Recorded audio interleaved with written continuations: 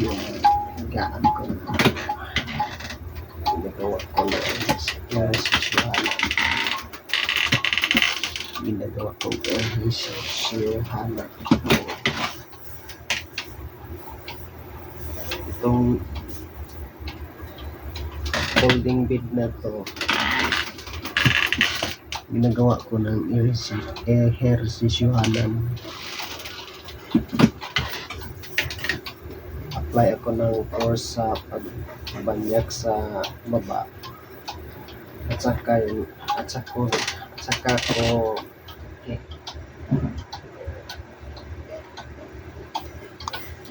binanyakan ko pataas yung baba upang mahiga, at saka yung dalawa kong kamay doon ko na naman itapat sa gilid upang kumapit. Tingnan. Para lang ehersisyohanan para hindi tayo magkaan adaya sa heart kibali ang tingnan namin ito na ehersisyohanan heart.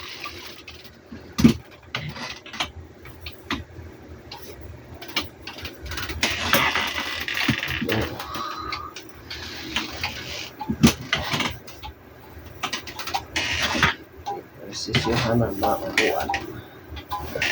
Pulling bed to. Ginawa kong ehersisyohanan. Lagyan ko ng mga foam dito, diba?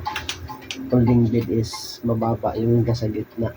Nilagyan ko ng mga foam pang magka-level na para lang siya higaan. Na serve na rin as higaan ko tuwing gabi. Ganun.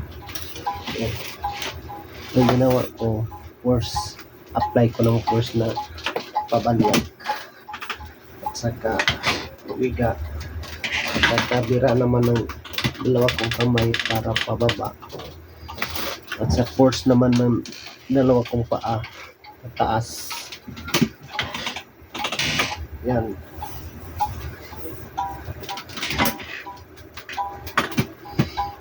Kasi yung heart mo, yung stomach mo, dito, stomach, thorax ng stomach mo, mag-playan habang kayo nag-apply ng force sa kamay at saka sa paa.